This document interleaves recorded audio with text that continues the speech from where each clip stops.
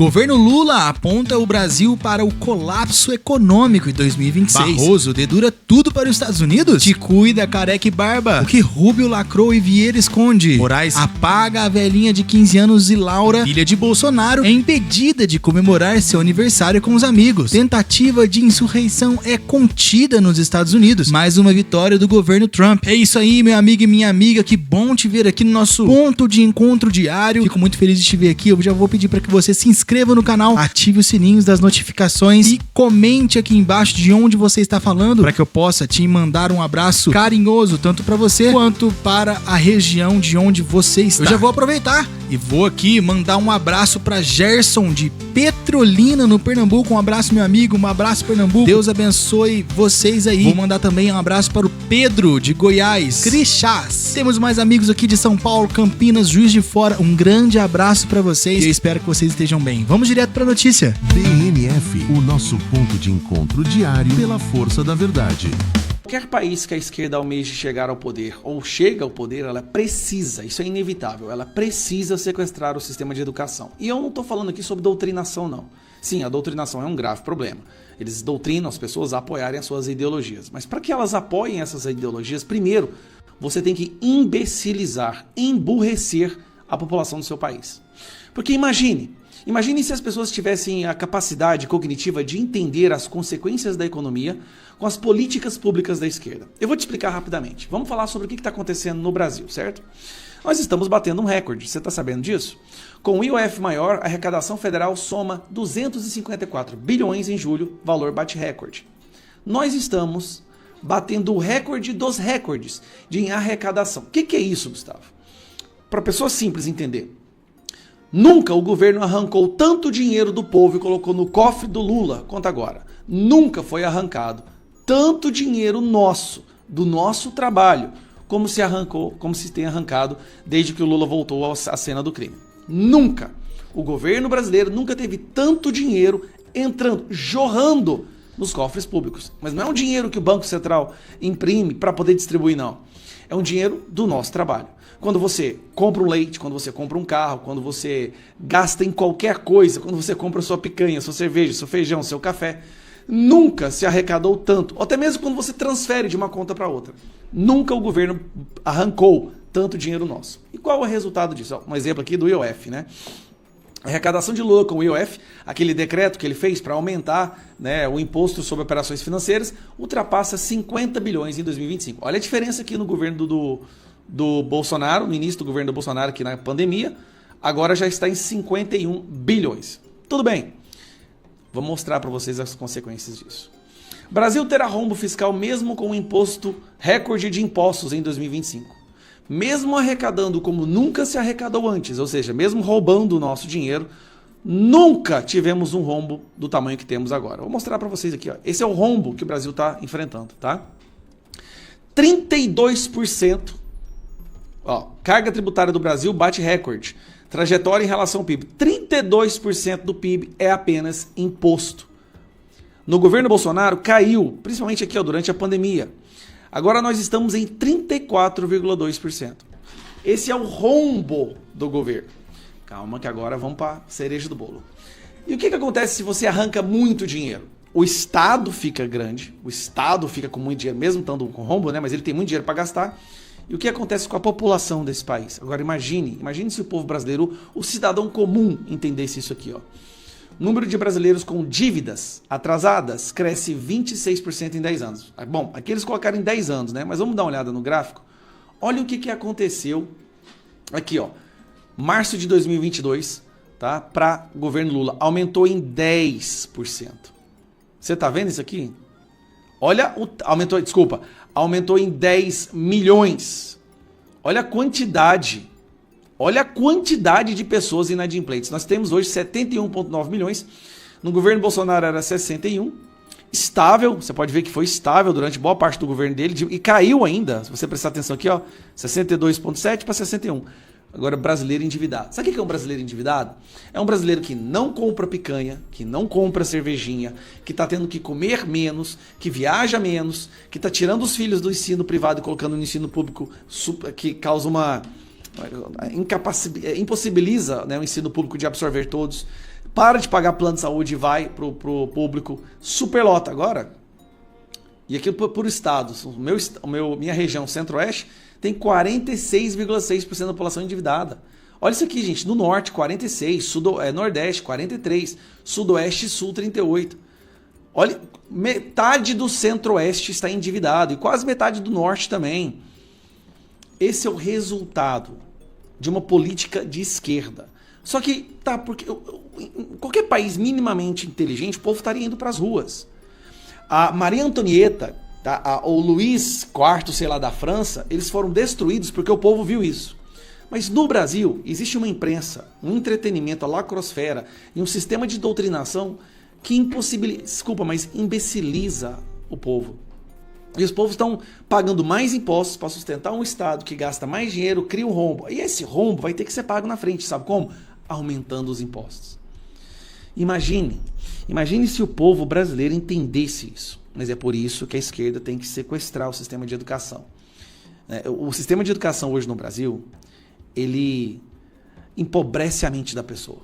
É sério, as pessoas saem, né, a grande maioria, a vasta maioria, principalmente do ensino público, ela sai desse corredor polonês de doutrinação menor do que entra. Parece um exagero que eu estou te falando, mas é verdade, faz parte do sistema isso. Imbecilizar a população. Ou ele sai de lá sem fazer a menor ideia de como funciona a economia e por isso apoia esses assistencialismos. Gente, 89 milhões de brasileiros hoje vivem de assistencialismo. Você tá entendendo o que eu estou te dizendo? E nós temos hoje em torno de 40 milhões de brasileiros que trabalham. Então 40 milhões para cada... Se você trabalha, você está sustentando 2 que não trabalham hoje. E não é porque eles não conseguem. É porque foi criada a cultura da vagabundice. Essa palavra é pesada, mas é verdade. O PT, ao longo das últimas décadas, ele criou uma cultura de ser vagabundo, de ser preguiçoso, de não correr atrás. E você achar que você tem que receber dinheiro do governo é direito. Não é. E são essas pessoas que desenvolveram a cultura da preguiça, da vagabundice, que realmente prejudicam os desfavorecidos, aqueles vulneráveis que não conseguem trabalhar. E aí vem o IBGE falando que o desemprego está baixo. Por que o desemprego está baixo? 50 milhões de pessoas do Bolsa Família não buscam emprego. E se não buscam emprego, não entra na equação. Imagine se o povo entendesse uma coisa dessa. E aí querem diminuir a escala. Deixa eu te falar uma coisa. Se para cada uma pessoa que trabalha você tem que sustentar 2 ou 3, se diminuir então a escala, você vai sustentar 4. É complicado. Vamos falar agora sobre a substituição do Barroso. Por que o Barroso saiu e quem vai entrar no lugar dele e alguns detalhes dessa saída, algumas novidades que surgiram aí, né?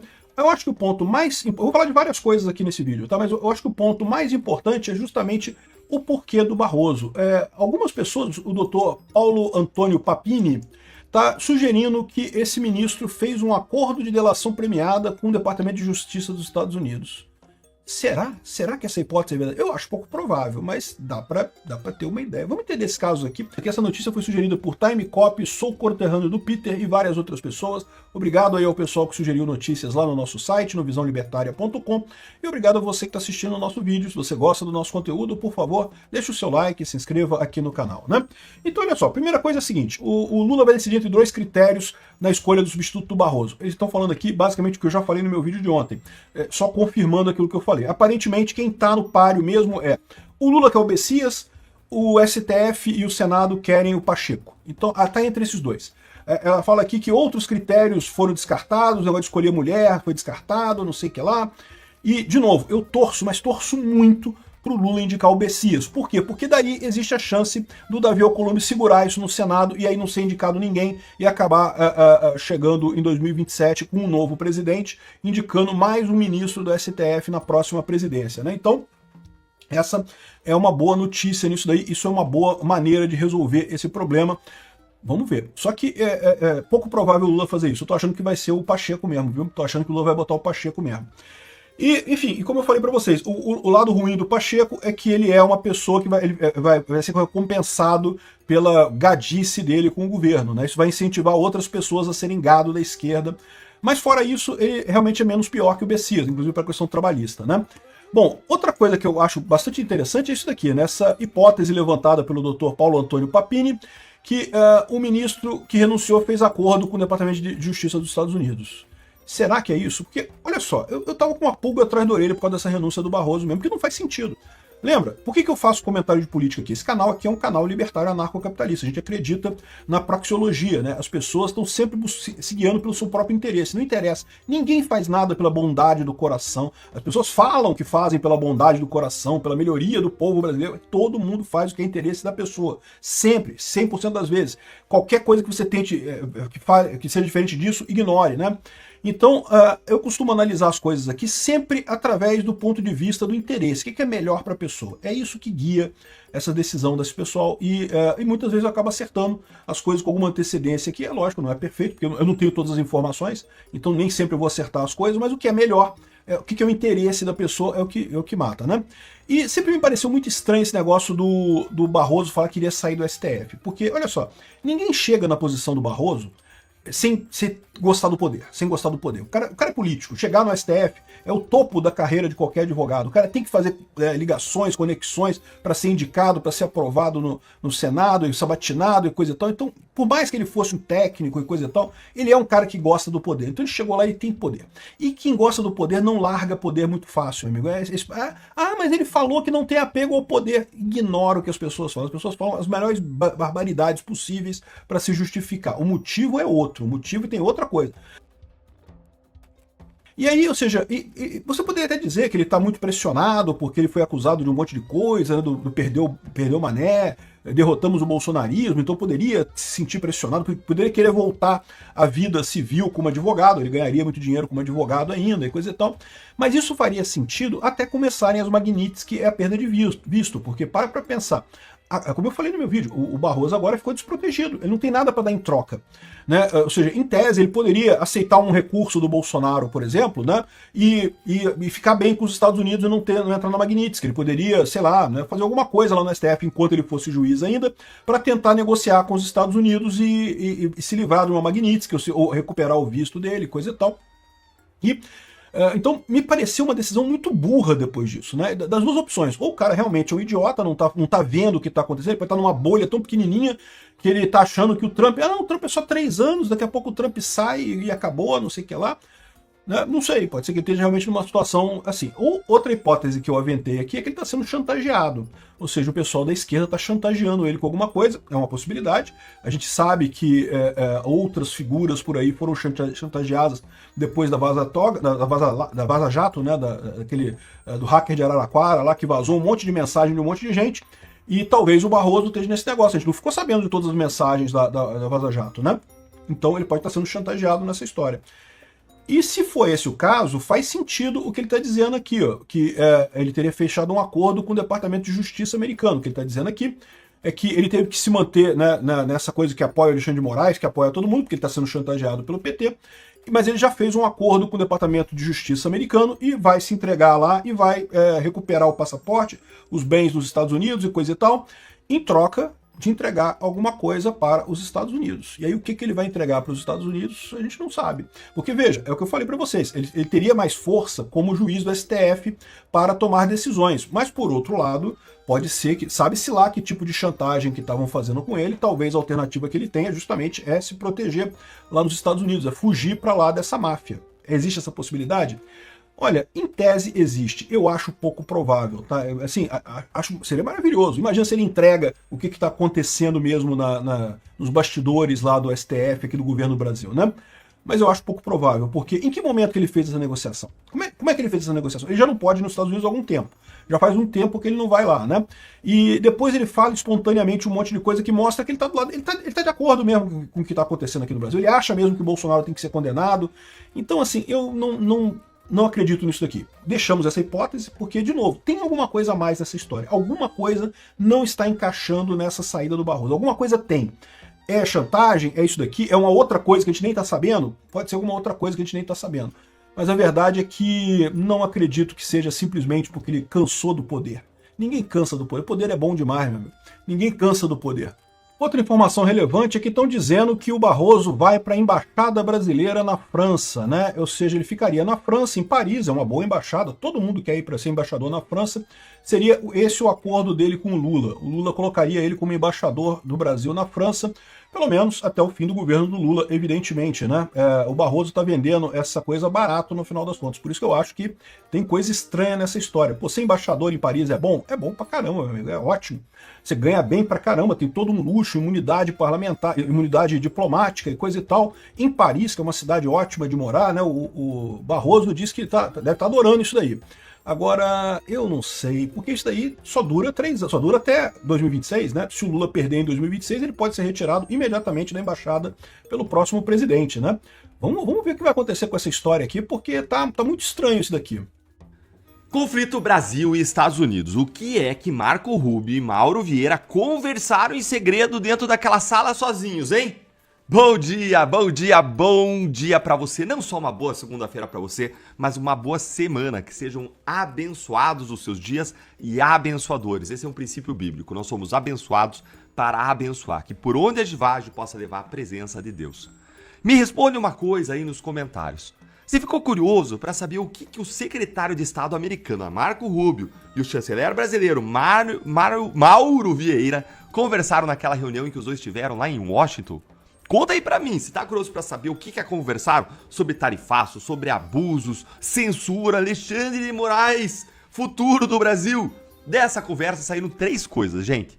Primeiro, saíram aquelas fotos entre os dois. Segundo, saiu uma nota conjunta dos 2 países sobre o encontro, em que eles se comprometeram a continuar o diálogo. Mais uma vez, né?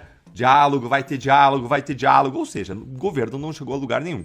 E, em terceiro lugar, saíram várias notinhas aí na imprensa governista, enaltecendo o governo Lula por ter conseguido essa reunião. Mas, e a verdade, hein? E a verdade? Porque as notas de governos, muitas vezes, funcionam mais como uma propaganda do que como uma descrição da verdade, do que aconteceu realmente. Qualquer jornalista que se preze, ele vai tomar uma nota do governo como um ponto de partida e jamais como um ponto de chegada para sua matéria. E é isso que eu vou mostrar para vocês agora. O jornalista Lourival Santana, da CNN, ó, ele aí, ó, ele apurou exatamente o que aconteceu nessa reunião entre os 2 países e conseguiu descobrir que os primeiros minutos da reunião foram exclusivamente sobre política. Nos primeiros minutos, aliás, só estavam os 2 na sala.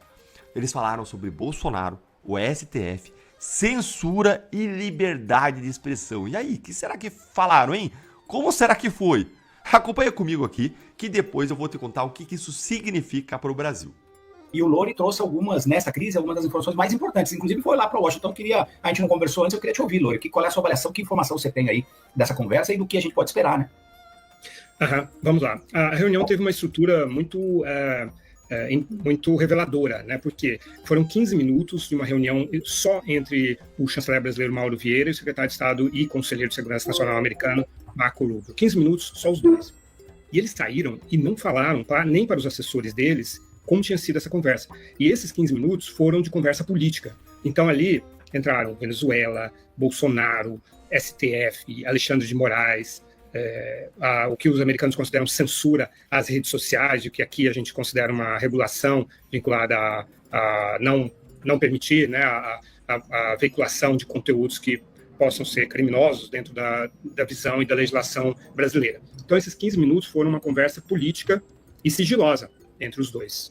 Depois eles abriram, então, e vieram alguns assessores. Veio o negociador americano, né, Jameson Greer, que é o USTR, né, o representante do comércio americano, e vieram assessores do Mauro Vieira e do Marco Rubio também. Gente, o que isso aí significa para nós, hein?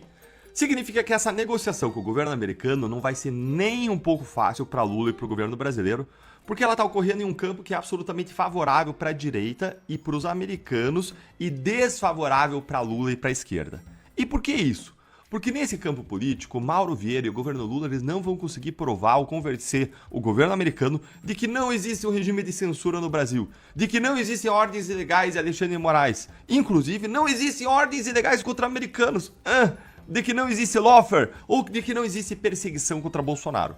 E não vão conseguir justamente porque pessoas muito próximas ao governo americano já sentiram tudo isso na pele e sabem o que é verdade. E aí o governo brasileiro não tem bons argumentos quando o tema da conversa é esse. E por que não tem bons argumentos? Porque os fatos não ajudam. Os fatos são duros. Os fatos são teimosos. O Jason Miller, conselheiro do Trump, por exemplo, ele foi detido no aeroporto aqui no Brasil pela Polícia Federal por ordem de Moraes. Ele sentiu na pele. O Elon Musk, com tudo que o Moraes fez contra ele, contra o X, contra a Starlink, também sentiu na pele. E ele estava com o Trump na campanha ou então dentro do governo durante a maior parte desse tempo.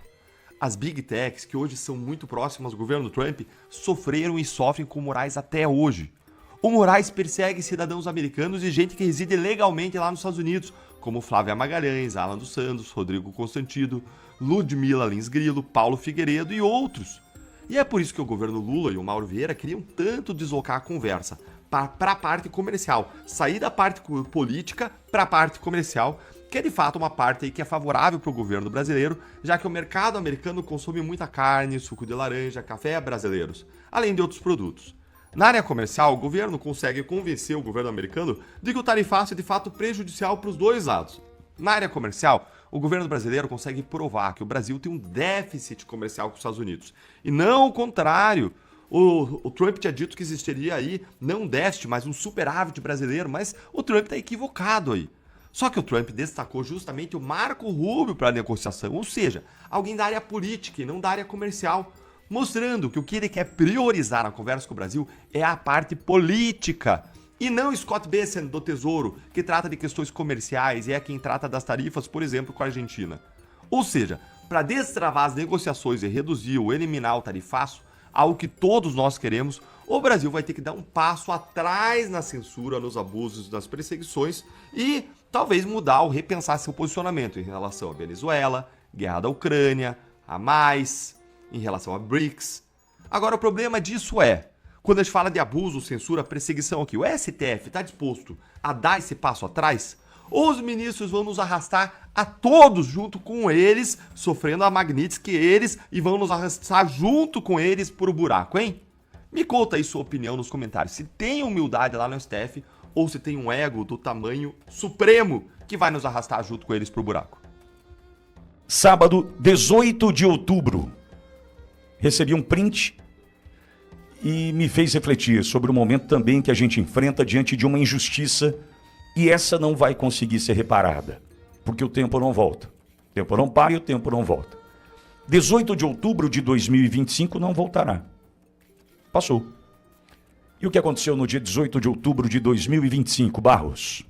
Aniversário da filha do presidente, da Laura. E aí tem uma publicação, Pitoli, da ex-primeira-dama Michele Bolsonaro, que diz o seguinte: minha filha Laura, hoje você completa 15 anos. Uma data tão especial, um verdadeiro divisor de águas na vida de uma adolescente. Você foi planejada e muito desejada. Era para nascer no dia 22 de outubro, o mesmo dia da sua cunhada Fernanda, mas no dia 17 de outubro as contrações começaram. Lembro que fui rapidinho comprar chocolate para a equipe porque você nasceria no dia do médico, e assim aconteceu. Parabéns a todos os médicos, esses verdadeiros anjos na terra, que se dedicaram com tanto amor e vocação. Em um agradecimento especial à equipe do Dr. Silvio Fernandes, que em 2010 te trouxe ao mundo com tanto cuidado e carinho. Infelizmente não podemos celebrar como pretendíamos por conta de uma injustiça que hoje mantém seu pai em prisão domiciliar, mas seguimos firmes, confiando em Deus que tudo vê, tudo sabe e que é justo em todas as suas obras. Que dor no meu coração ver você tão exposta, passando por situações que nenhuma filha deveria viver, ter a alegria tirada do seu rosto. Hoje, oro para que você, filha, tenha entendimento de que a nossa verdadeira alegria vem do nosso amado Senhor. Ainda assim, quero que saiba, você é forte, a luz é um presente de Deus que me enche de orgulho. É a Lalá do papai, a Leide da mamãe Lelê e bebezão da tia Su e o bebê gigante do seu irmão Eduardo. Você é profundamente amada por toda a sua família. E pode ter certeza de uma coisa, filha. Eu serei uma leoa para proteger você sempre que for preciso. Ninguém toca naquilo que Deus me confiou. Lá, Deus está vendo tudo. Ele é justo e vai restituir o que nos foi tirado. Eu creio que esse tempo difícil vai passar e que Ele transformará cada lágrima em testemunho. Declaro sobre sobre a sua vida a bênção. O Senhor te abençoe e te guarde, o Senhor te fortalece e faça resplandecer o seu rosto sobre ti e tenha misericórdia de ti. O Senhor te levante o seu rosto e te dê paz. Ela faz uma menção ao livro de Números, capítulo 6, versículo 24 ao 26. Feliz aniversário com todo o amor, mamãe. E aí chama atenção uma foto da Laura com primeira-dama Michele com o presidente Jair Bolsonaro. Obrigado, Barros. 18 de outubro de 2025 não volta. Não volta. Essa data já passou. Data em que Laura, a Lalá, do presidente Bolsonaro, completou 15 anos. O texto é impecável da nossa eterna primeira-dama, dona Michele Bolsonaro, que pede a compreensão de uma menina de 15 anos que não pôde, no dia do seu aniversário de 15 anos, sequer receber amigos e amigas em casa. Em casa. Casa, reino, lar, sagrado lar. Nem pôde receber amigos e amigas em casa para comemorar, porque o pai está injustamente preso. Tornozeleira, preso domiciliarmente, não pode receber ninguém em casa, a não ser que tenha autorização do ministro Alexandre de Moraes. Ou seja, o aniversário de 15 anos de Laura não pôde ser comemorado com os amigos, com as pessoas queridas. Por exemplo, se ela é o bebê gigante de Eduardo Bolsonaro, ela não pôde receber o abraço do tio, não porque ela não quis ou porque o tio também não quis. É porque o tio está nos Estados Unidos e não pode voltar para o Brasil, porque sabe que será preso aqui. Tem justiça nisso? Onde você encontra justiça nisso? Olavo, é uma família que sofre a perseguição. E eu reitero aqui o que venho dizendo há dias. Essa mentira do 8 de janeiro contada dessa forma, mentira da trama golpista, essa puta dessa mentira contada dessa forma, é para tirar do jogo presidente Bolsonaro e seus próximos. Essa mentira contada dessa forma é para tirar do jogo quem atrapalhou o sistema. É para tirar do jogo quem atrapalhou, por exemplo, a questão do narcotráfico, do crime organizado. Haja vista que o governo do presidente Bolsonaro fez o que fez ao longo de 4 anos e bateu recordes de prisão e apreensão. De traficantes à prisão e apreensão de drogas no Brasil. Trabalho de Anderson Torres e Silvini Vasquez, por exemplo. Ou seja, essa menina não pôde comemorar o seu aniversário de 15 anos como ela certamente desenhou e planejou, porque tem injustiça no Brasil. Tem um pai preso, um pai perseguido, um irmão, Eduardo, fora do Brasil. Essa é a situação, Olavo. Então a gente sai da sexta-feira tratando sobre aborto e comemoramos a vida da Laura no sábado, dia 18, entretanto longe, certamente, do sonho dessa menina em comemorar uma data da maneira que ela sonhou em algum momento, mas eu desejo que a gente resgate esse 18 de outubro de alguma forma ali e a gente corrija essa distorção, Olavo. Alexandre de Moraes faz questão de estar presente, fez questão de estar presente na festa. Determinou, aliás, que se enviasse a lista de convidados para sua aprovação. Alexandre de Moraes foi o porteiro da festa. Serviu ali como porteiro, falando esse vai, esse não vai. Número 2. Alexandre de Moraes foi o segurança da festa, porque determinou que todos os carros fossem revistados, porta-malas abertos. Puro constrangimento. Objetivo atingido por esse pseudo, além de porteiro, segurança. Sobre o resgate, que Pittoli bem coloca, eu fico com as palavras de Dona Michele. No futuro, haverá um resgate. Haverá. Essa farsa relatada, contada, uma versão de como foi colocada e como foi julgada, tem só um objetivo. O objetivo é político. Aí eu olho assim para a Bolívia e dá uma dor no coração, mas não pelo resultado positivo da Bolívia, é porque na Bolívia tem eleições livres. Livres e limpas, né? Livres e limpas. Mas toda a parte de apoio e financiamento para que a ideologia radical, violenta, partindo da esquerda contra os conservadores, ela vem realmente aí da família do Walmart, da família Walton. Ontem descobriu-se que 389 milhões de dólares foram colocados nesses protestos no Kings. Veio inclusive da fundação do Warren Buffett. Acredita, Warren Buffett, o cara mais capitalista do mundo, foi um dos caras que foram apontados aí. A fundação dele, não sei nem se ele sabe disso, mas dinheiro da fundação dele foi parar nesses protestos no Kings. São várias empresas, entidades, não precisa nem falar aqui que a entidade maior, que é do George Soros, que é a Open Society, financiou aí com milhões e milhões de dólares esses protestos. O fato é que a Antifa está sendo investigada ativamente pelo FBI, e vocês no Brasil e no mundo inteiro vamos ver aí nos próximos meses indiciamentos, até prisões de fundos de capitais, pessoas, elementos e que estão dando material, dando financiamento e dando condições para que se prolifere esse clima beligerante da esquerda contra a direita. A NBC, que seria o canal 5 aqui, seria a Globo do Brasil, a NBC, o canal da NBC ontem, colocou no ar a imagem de 2017 de protestos lá em Boston, um outro protesto, que não era o dos Snow Kings, colocaram no ar dizendo como era ao vivo. Ao vivo aqui, estamos vendo imagem de Boston, tem milhares e milhares de pessoas protestando, e essa imagem é de 2017. Causou um furor enorme na mídia aqui. O presidente do Congresso americano, Mike Johnson, já essa manhã, já entrou e quer ir ao fundo do poço e quer até buscar reparação judicial para que sejam processadas essas redes de TV que espalham notícias inverídicas, criam factoides, e uma mentira descarada dessa, você colocar a imagem de 2017 da cidade de Boston, do protesto naquela época, dizer que o protesto estava vendo aqui, que o protesto era um sucesso, existiam milhares e milhares de pessoas, aí você já está num outro nível, você não está num nível de reportagem ou de oposição ao governo Trump, você está num nível de colaboração ativa, de criar narrativas falsas para se criar uma celeuma dentro do país no ponto de insurreição. Essa gente toda, não só essas organizações, como a mídia corrupta, como elementos que estão nas ruas, vão ser todos processados por insurreição.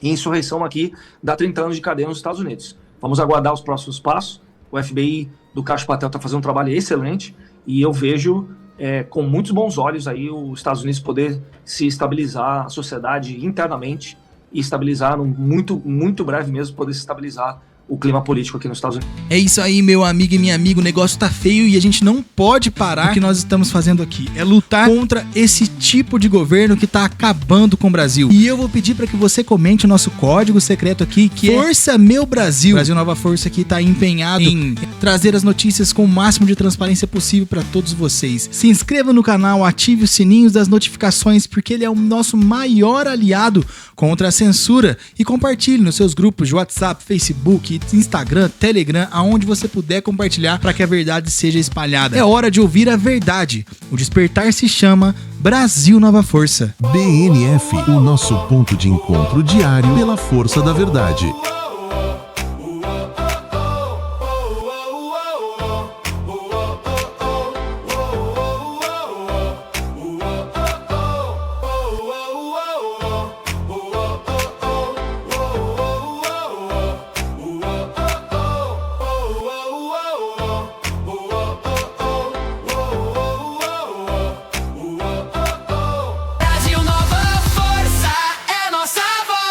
Brasil Nova Força, somos nós, coração que pulsa.